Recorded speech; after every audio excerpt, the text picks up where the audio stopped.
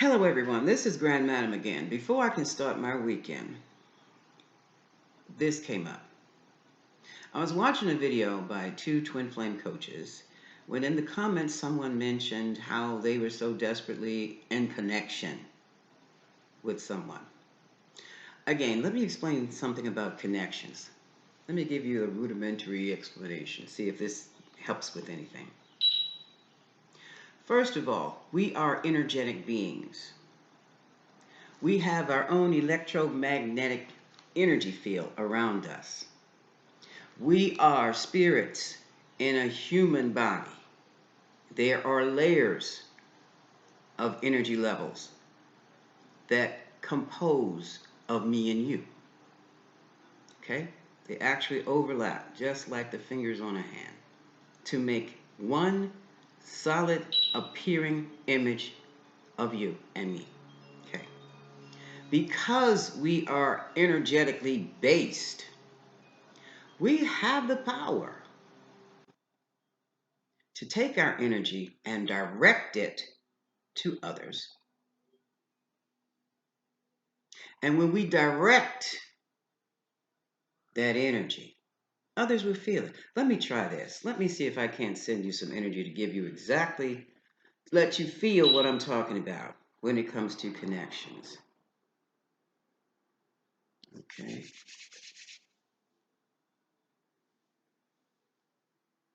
Sending energy to all those who watch this video.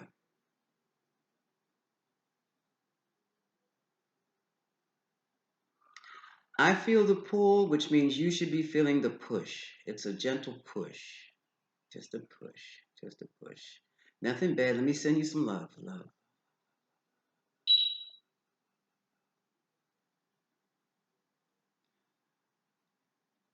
Okay? This is what you do naturally and unconsciously when you connect with other people, when you connect with other things. It may be something as simple as a pair of glasses, a bottle of water, pen, paper, anything you touch, you will leave an energy signature, your own personal energy signature, a piece of you that is energetic.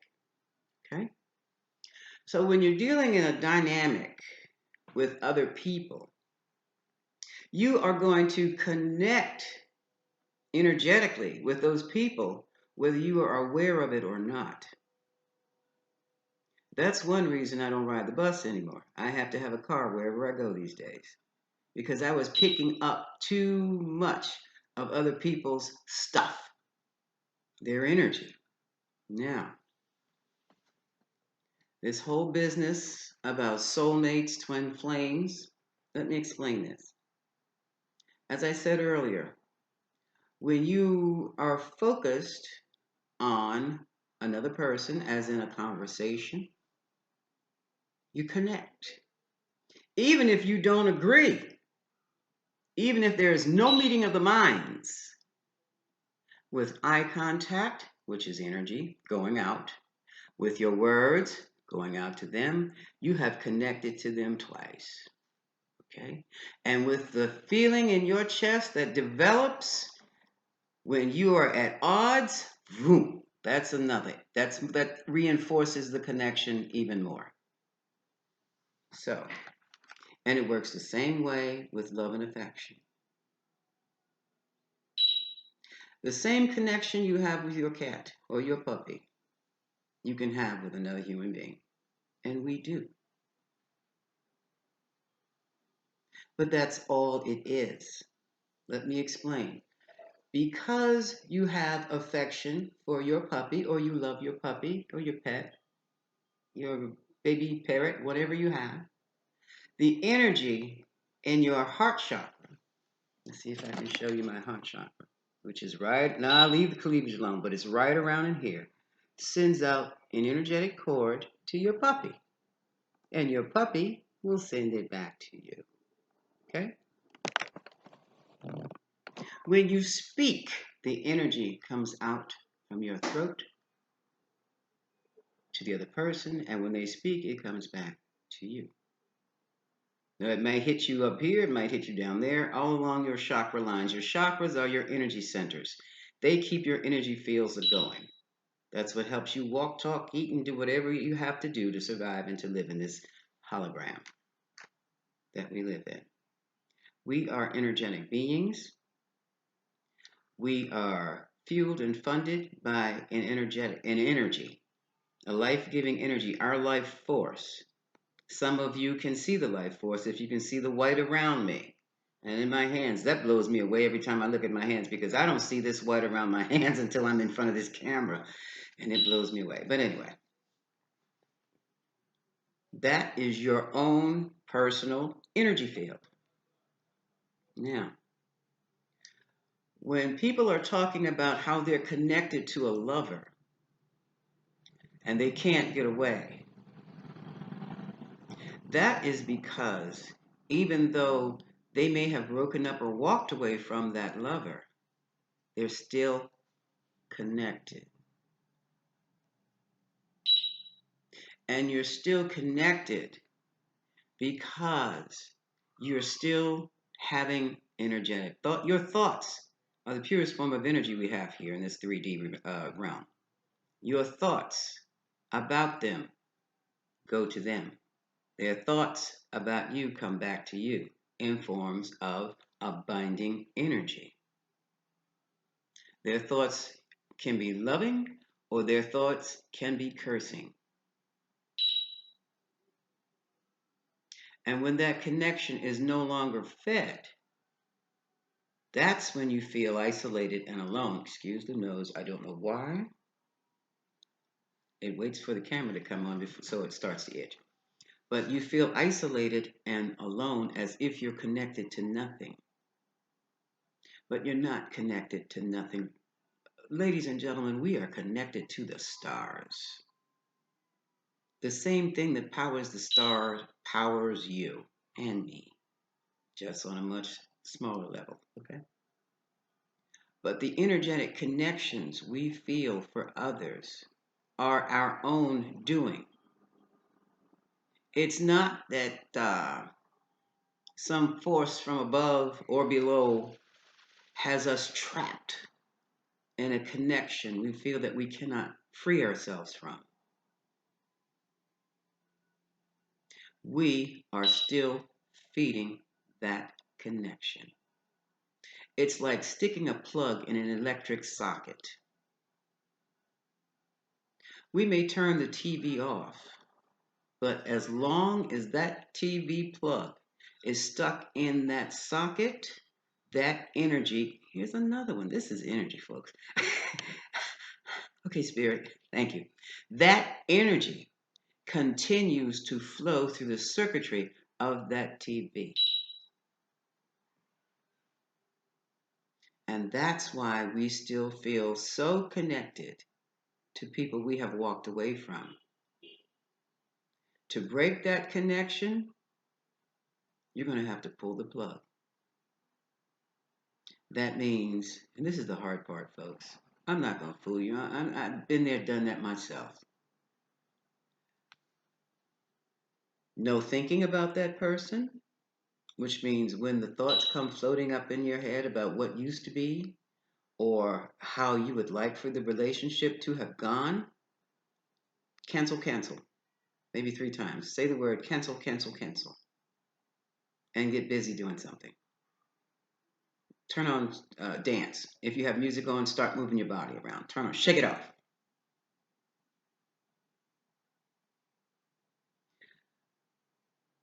There should be no conversations. Even a text message is energy. That'll keep you hooked into the connection. And definitely no telephone conversations or no visits. If you are in a connection that is hurting you, it is your responsibility to yourself to sever that connection. You can detach or disconnect, but I'm going to be truthful about it. You're going to disconnect. You will never disconnect from anyone totally because we're all connected.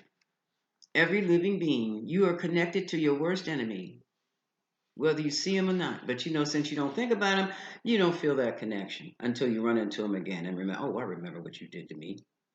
Cut that out too. But you can diminish the connection to such a point where it no longer affects you, where you no longer have those thoughts.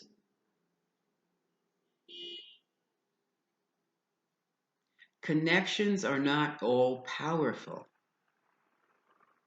They are your connections. Basically, they are the connections you are consciously aware of. Here goes another one. I don't know what it feels like to me. I'm having little zips of energy, and it feels like just tickles, tickle, tickle, tickle, tickle, tickle, tickle, tickle, tickle, tickle, tickle, tickle, tickle, tickle, tickle. No, it's not the hair. I feel that. It's not the hair. It's because it's coming from the inside out. So I'm getting a download. Um, these connections are of your own doing. Therefore, if you do a thing, can't you undo a thing? Of course you can. The question is, do you really want to?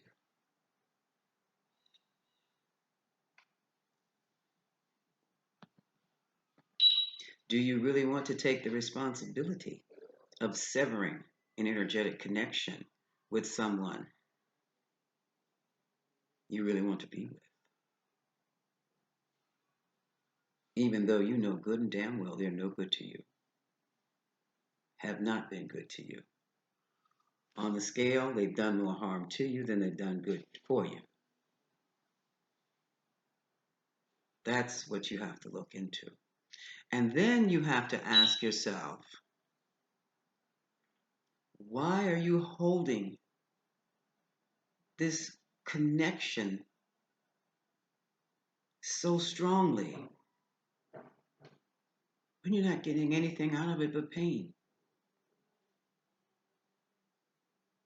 What are you allowing yourself to be beaten up for? And I'm going to tell you right now, okay, whatever you did, you've paid your debt, cancel it. Done. Done.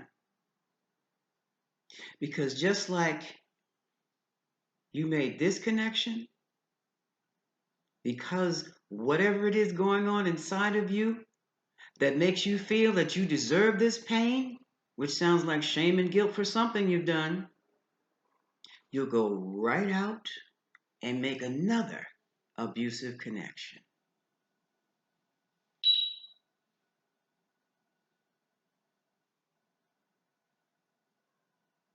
So understand this clearly. We're all connected to everything on this green blue ball, okay? It is our conscious awareness that we choose, we select who to feed more energy to in our connections. And we must continuously feed and nourish that connection and for for it to stay connected.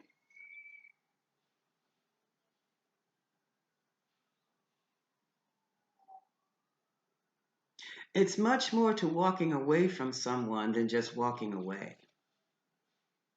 The connection must be severed. And as I stated in a previous video, to cut the cord, energetic cord, you think of the person and you imagine this cord between you and them and snip it. And you take your spiritual bath. You take a salt bath. Salt and baking soda. And you visualize yourself walking away. Okay, I've had enough of this, God. I've had enough of this universe. I've learned my lesson.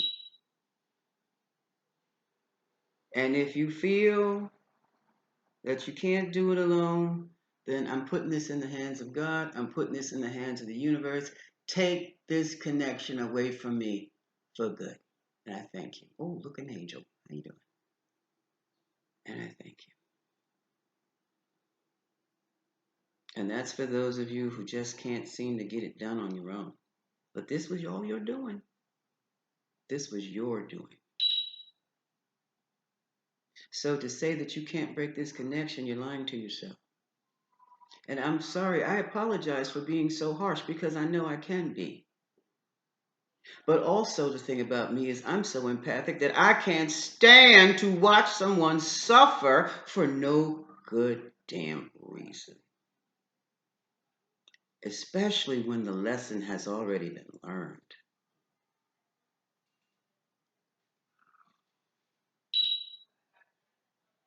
Your God can't help you. Your universe cannot help you. Your higher self cannot help you unless you ask for the help. Now, your ego got you into this connection, but your soul is going to pull you out. So let it. Just let it. Find something else to do with your life and do it. You can. And that's all I'm going to say about connections. Connections are your responsibility. You create them, well, you create them, you feed them, you change them, and you put them to rest. Now, I'm going to get the wine. You have a great weekend. I love you. But you must learn to love yourself first. That way you'll create better connections.